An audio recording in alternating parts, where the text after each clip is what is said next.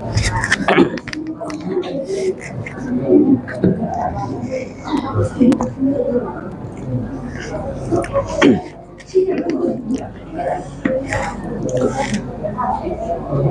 billahi minasyaitonir rajim. Assalamualaikum warahmatullahi wabarakatuh.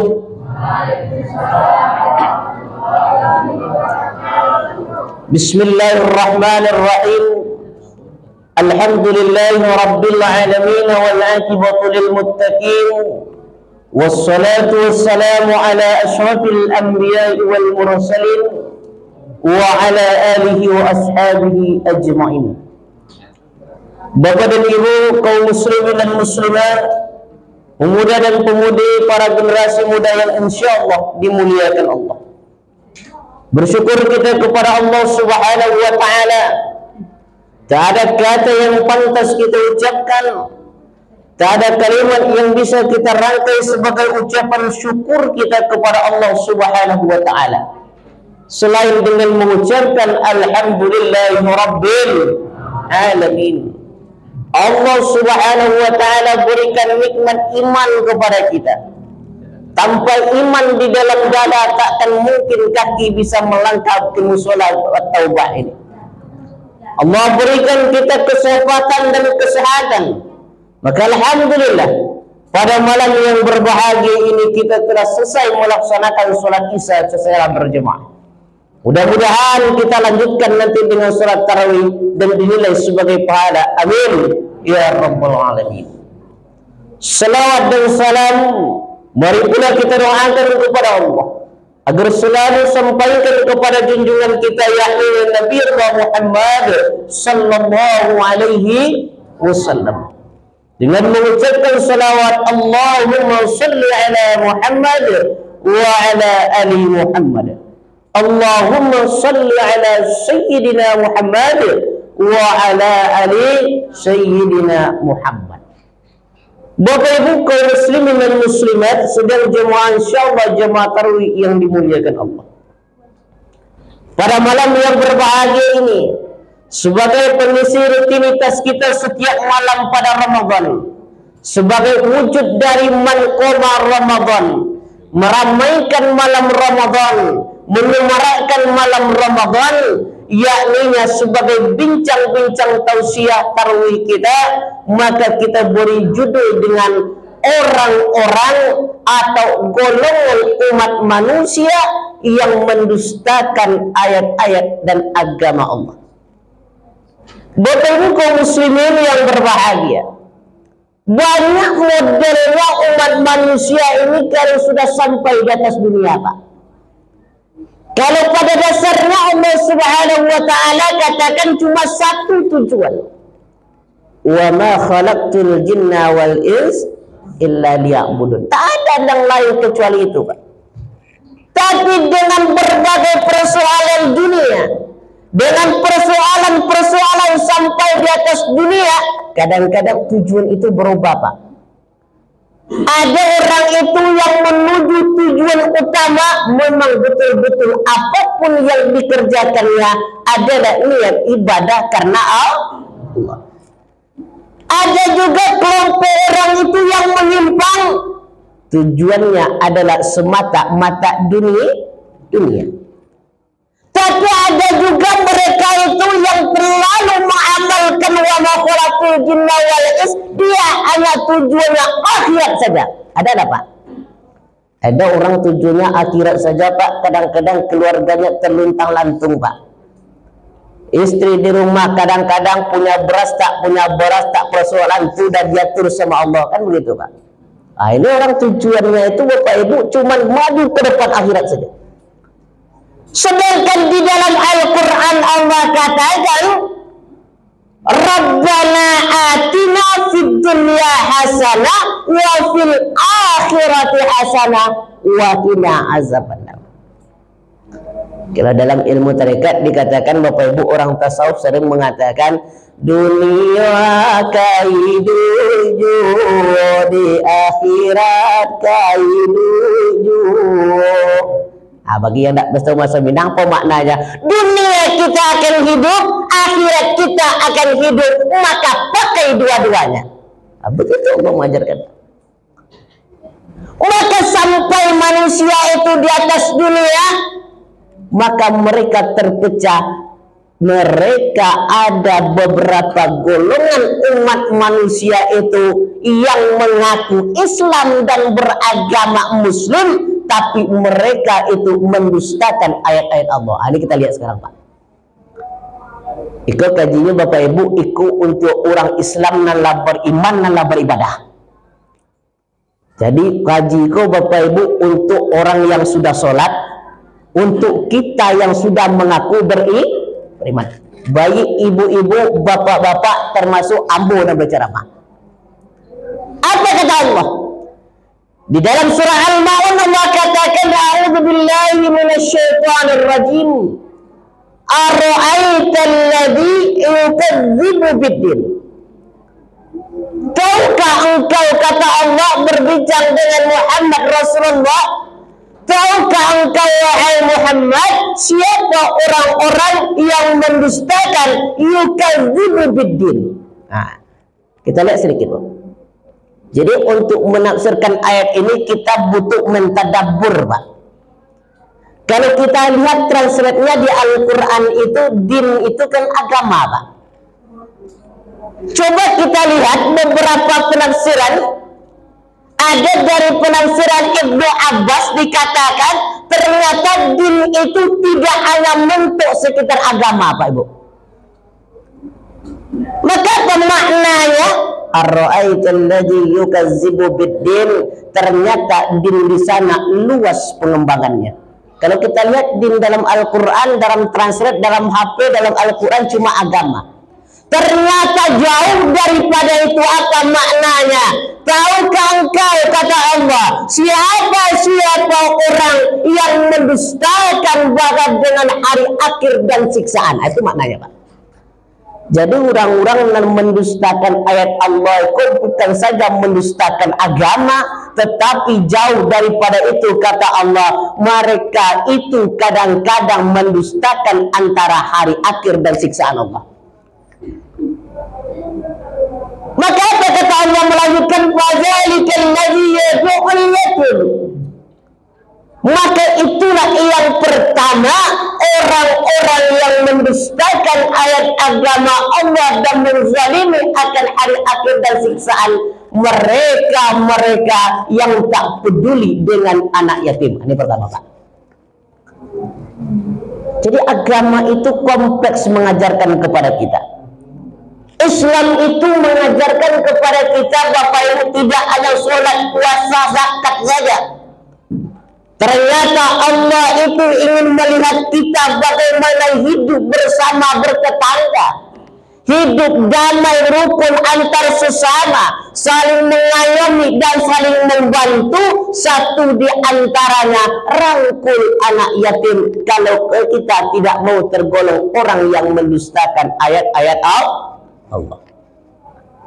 Mana mereka golongan ini, Bapak Ibu? Yang pertama, ada anak yatim di atas rumahnya, tetapi mereka tak urus sama sekali. Bahkan mereka ada ibunya itu yang menghardik anak yatim. Pernah tidak Bapak Ibu dengar, ang saja mohon maaf apa anda ada mada benang, ada tidak mendengar boleh itu, Bu? Mohon maaf kalau ada di sini. Jangan. Kenapa? Memang musibah itu berat, Bapak Ibu.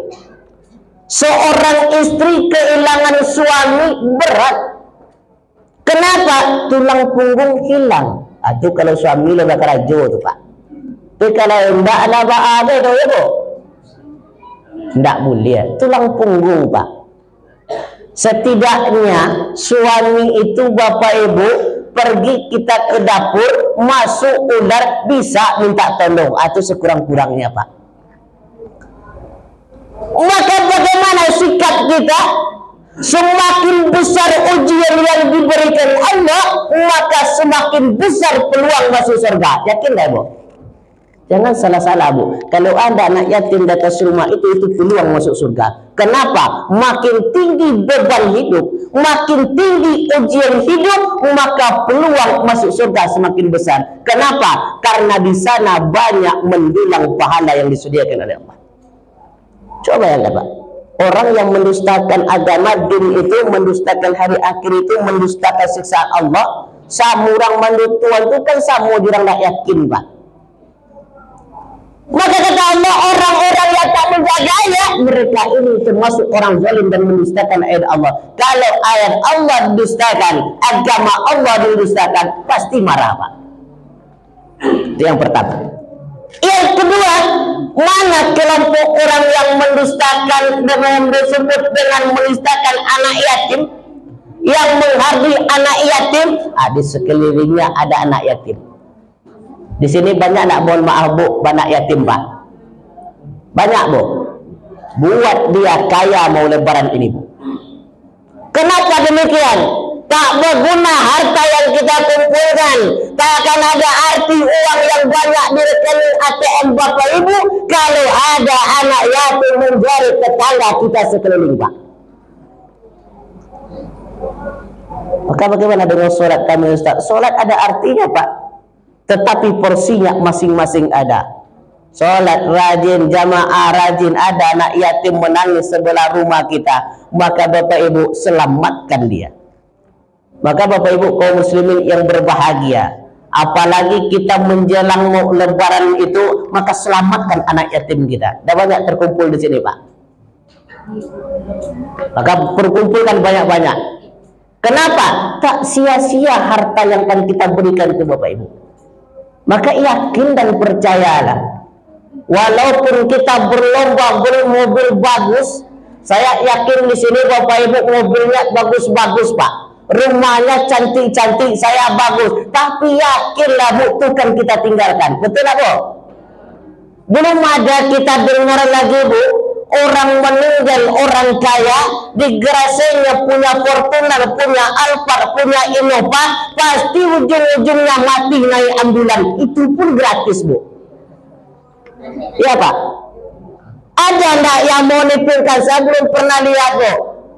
Datang ambulan, apa kata anaknya, belum pernah saya dengar lagi. Pak, tidak usah bapak saya naik ambulan, ini Fortunernya sama Alphard bagus, tinggal pilih mau ya naik yang mana. Belum pernah saya dengar lagi Pak.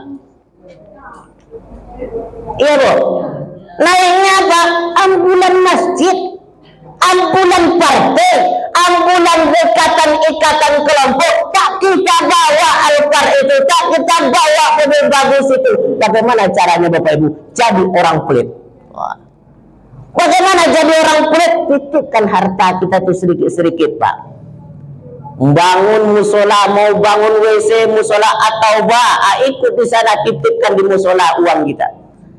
Ini mau lebaran anak yatim, kata pengurus, mau beli baju, mau beli perlengkapan untuk lebaran, ikut di sana, titipkan pada anak yatim, titipkan pada panti jompo, titipkan pada kaum duafa, titipkan di mana saja jalur sedekah, karena itu yang akan kita ambil manfaat yang sebenar-benarnya. Maka kata Allah kemarin di bab kita sedekah atau infak itu, mudah-mudahan disampaikan oleh ustadznya. Karena apa? Sedekah itu bukan pemberian kita kepada Allah, tetapi itu adalah pinjaman Allah kepada kita. Allah akan ganti sesuai kehendaknya, dan Allah akan ganti kapan kita membutuhkan. Bapak Ibu kaum muslimin yang berbahagia, selanjutnya apa kata Allah? Siapa orang-orang yang celaka itu? Dilanjutkan oleh Allah pada ayat selanjutnya, wala yahuddu ala tu'amil miskin, dan mereka tidak mendorong memberi makan fakir miskin. Ada juga orang Bapak Ibu, pembukuan lama-lama makan kita enak, ternyata ada sebagian dari tetangga kita yang tak ada mau dimakannya. Bahkan lebih daripada itu, ada mengatakan bahwasanya kalau kita mau umroh, mau naik haji, mudah-mudahan sama kita dengarnya Bapak Ibu. Ada katanya dalam agama kita diajarkan begitu, agama mengajarkan kebaikan dan kebersamaan. Kita mau pergi umrah, mau pergi haji, tetangga kelaparan, lebih baik bantu tetangga kelaparan daripada dipaksakan pergi umrah. Betul nggak, Bu? Begitu betul agama mengajarkan kepada kita indahnya hidup bersosial masyarakat. Maka Bapak Ibu kaum muslimin yang berbahagia, ringankan tangan dalam berbagi, berangkan hati kita untuk berbagi sesama kita. Selanjutnya kata Allah, kita pendek inti-intinya saja karena kita mau tarwih Bapak Ibu. Siapa lagi orang-orang yang mendustakan daripada ad-din itu? Fawailun lil musallin. Ini yang penting sekali, Pak. Ini kajinya, pembahasannya untuk kita ini bersama, Pak. Di sini kadang-kadang kita lengah. Apa kata Al-Quran? Fawailun lil musallin. Ada ternyata orang sholat masuk neraka, Pak. Ya kan? Jadi kadang-kadang ayat ini diputar balikkan oleh orang nak sholat, Pak. Orang sholat dia masuk neraka, lebih baik nak sholat katanya, Pak. Sebenarnya kajinya bukan begitu, Bu. Ada orang yang sholat, kalau ada orang berkata sholat saja masuk neraka, ngapain sholat? Balikkan pertanyaannya. Sedangkan ambo saya sholat masuk neraka, apalagi yang nendak ya, Pak. Apa lagi yang nak sholat? Kadang-kadang kan dibalikkan ini, Pak, logikanya nih, untuk membenarkan orang-orang yang tidak sholat. Maka siapa mereka itu? Fawailul lil musallin, orang yang lalai dengan sholatnya. Yang pertama adalah mereka yang lalai dengan waktunya. Ini kadang-kadang kita nih, Pak, baik saya, ibu, bapak, mari kita introspeksi. Kadang-kadang orang sudah azan, kegiatan tak ada, tapi nanti dulu, tunggu dulu. Kadang-kadang baca WA grup kita, kadang-kadang sudah sejam tak terasa, Pak. Kalau baca WA aku tak terasa 1 jam, Pak. Ternyata habis zuhur hampir masuk waktu asar kita lengah. Maka mereka itu fawailul lil musallin. Hati-hati, Bu. Yang kedua, siapa mereka itu yang lalai? Lalai dengan sholatnya. Mereka itu yang sengaja merubah dan memperbaiki sholatnya. Ini lalai juga nih, Pak. Ada orang sholat itu Bapak Ibu dilihat, kalau dia sudah dilihat sholatnya Allah Rabbi, Pak, lama. Dilihat menantu baru sholatnya lama bagi mertua. Dilihat oleh mertua baru menantu baru sholatnya lama supaya terkesan alimnya. Ini orang lalai namanya, Pak. Dia tak tahu bahwa merubah itu termasuk lalai. Kenapa?